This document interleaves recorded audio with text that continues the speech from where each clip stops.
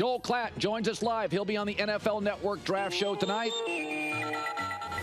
By the way, Brock Bowers, the tight end, is really good, but outside a wide receiver, tight end misses more than any position in the first round in the last 20 years. Some of this I would propose to you. I would submit that it's because in the NFL you have to block as a tight end, and outside of Iowa, a lot of programs don't ask their tight ends to block.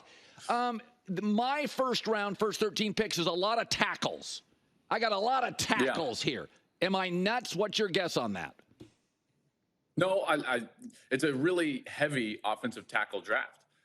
And they're all very good players. All of those guys are going to get selected in the first round. And I think everyone that you have will get selected in the top 15. So you're absolutely right on that one.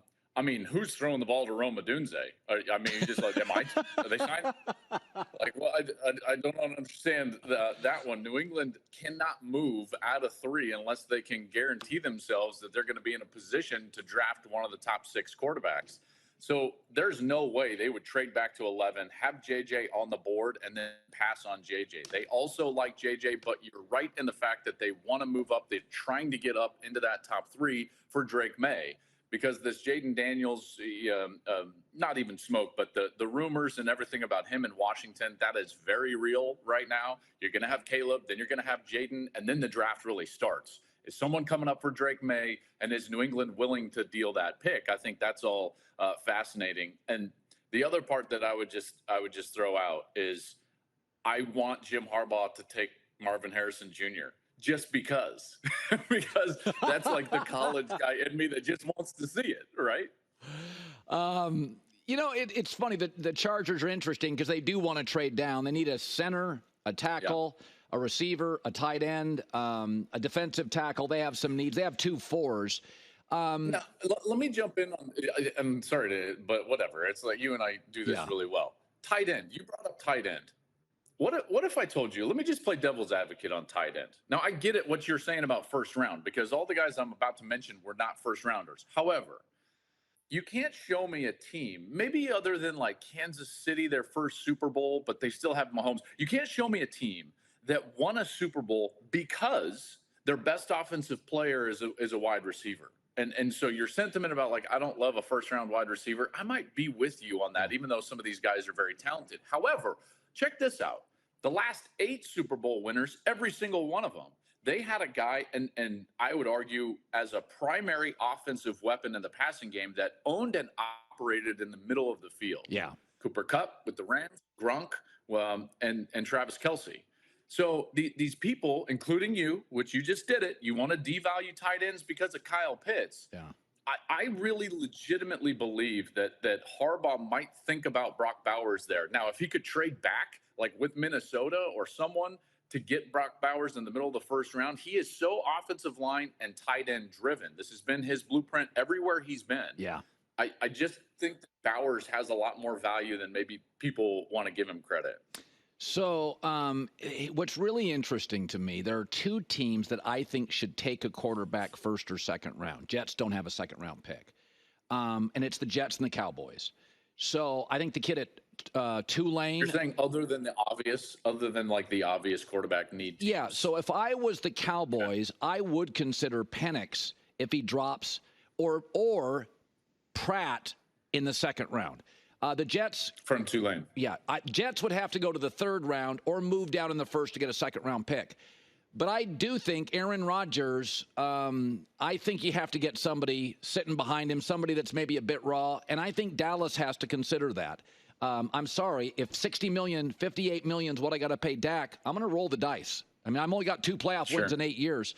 What do you make? How far do you think Penix, Bo Nix fall? Because I've heard this from 2 GMs. Denver's too rich for either. 12's too rich.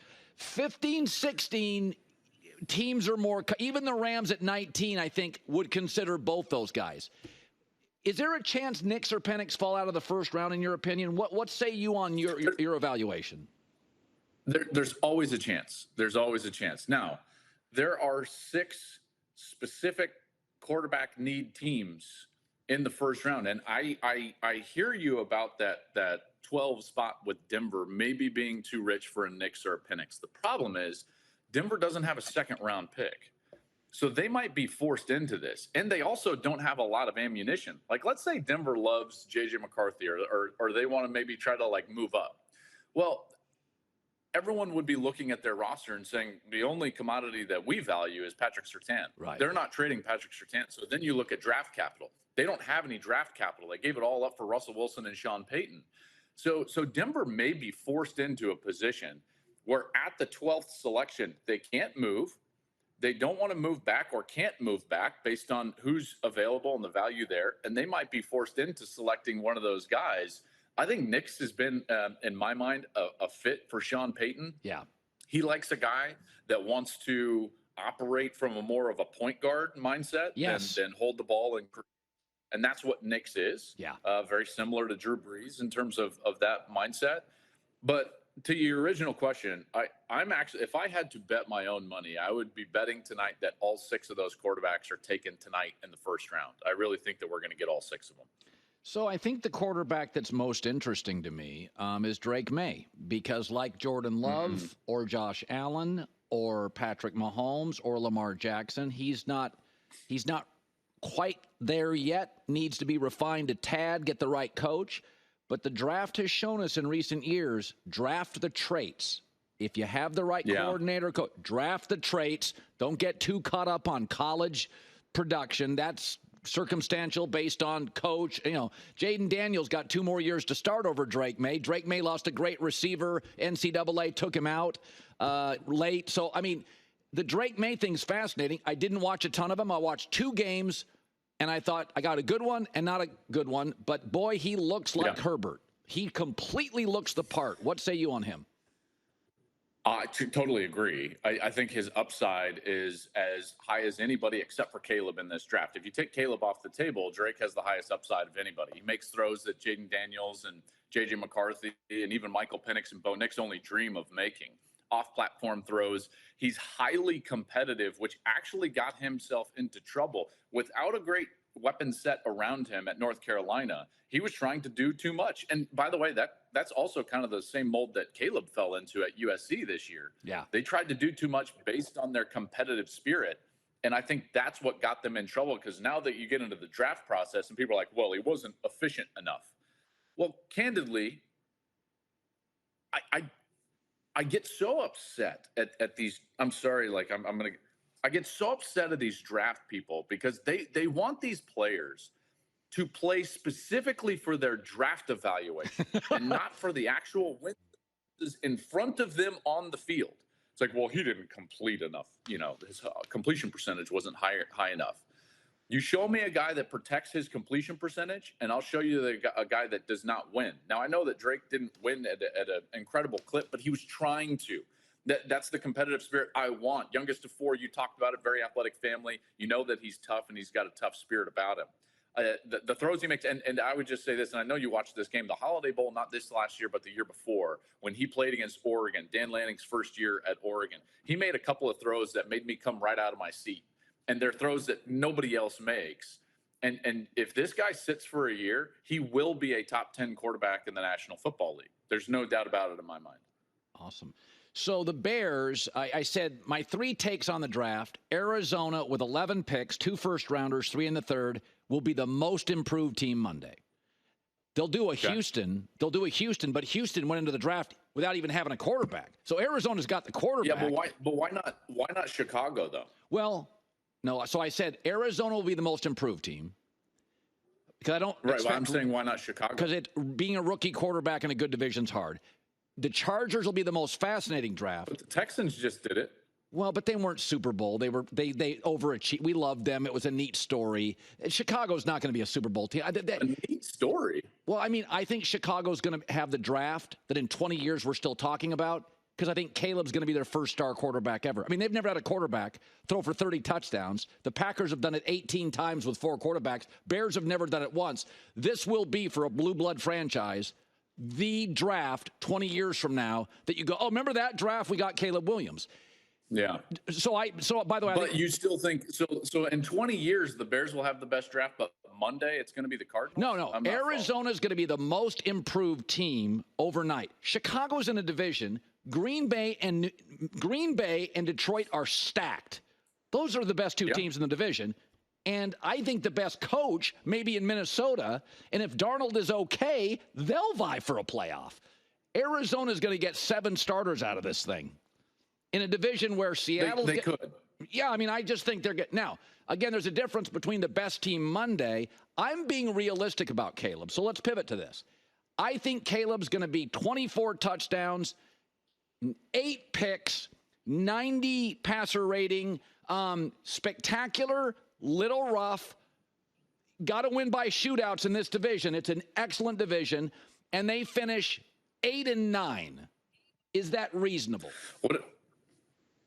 Yeah, I'm actually more bullish on Chicago. I think if you look at the quarterback needy teams, the ones that are likely to take a quarterback, the 2 best possible situations to go into are Chicago and Minnesota because of the weapons around the young quarterback, right?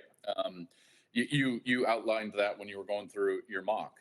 I love this idea that you have of like Dallas Turner potentially slipping past Atlanta and getting to Chicago. Yeah. If that were to happen, or even if they were to go like Jared Verse or something along those lines, I think that you could be in a situation where for the 3rd straight year, you have a team in the National Football League have both the offensive and defensive rookie of the year in pro football. We had it with Sauce Gardner and Garrett Wilson last year with Will Anderson and CJ Stroud. And if you got a top end, edge player at 9, Chicago could be in that mode as well, offensive and defensive rookie of the year. I get it about the division. I'm less enthused about Minnesota. I like Kevin O'Connell. I don't know for me, like, how is this Darnold young quarterback situation going to go, in particular with Justin Jefferson? Like, when does he start getting upset about not getting the ball or not getting the ball on time? Is he going to be willing to allow these quarterbacks to grow or wait? I'm not sure. Whereas, like, Caleb's going to a place where he's going to be the guy. There's offensive weapons around him, and there's an organization that is in a much better position to succeed than they were when they drafted Justin Fields. They remind me much more of the Houston Texans last year than the Carolina Panthers. I think we would all agree with that. And that's why I think we might be selling Caleb's impact on the National Football League next year short. I think it could be pretty profound. This guy has a skill set that we have not seen come out of college football ever. He's a mixture of a great pocket passer and Patrick Mahomes. And Mahomes didn't have any of his pocket presence or schematic presence when he came out of Texas Tech. And yet you've also got the ability to be off platform outside of the pocket and be an absolute weapon throwing the ball down the field. So I think we might, because we've seen him for so long and people get turned off with the nail polish and the crying, and I think we might be selling short Caleb's impact on the NFL next season. Okay. I don't dislike that. I think Green Bay and Detroit are stacked. I think those teams are really good. You know what? If Caleb gets drafted number 1 to celebrate, I could do nail polish Monday. Why not? Why not go all in on him? I mean, don't bring it up unless you're going to do it. I mean, you saw Harbaugh. He got the tattoo. He claimed he was going to get a tattoo, and he got his tattoo. So now all he's got to do is get taken number 1, and you're wearing nail polish Monday? Let me think about it. Give me a segment to think about. I feel like you're backtracking. We're backtracking. What are we doing? Hi, everybody. It's me, Uncle Colin. Subscribe here to get the latest from the herd, including exclusive behind-the-scenes videos and more, wherever you may be, however you may be watching. Thanks again for making us part of your day.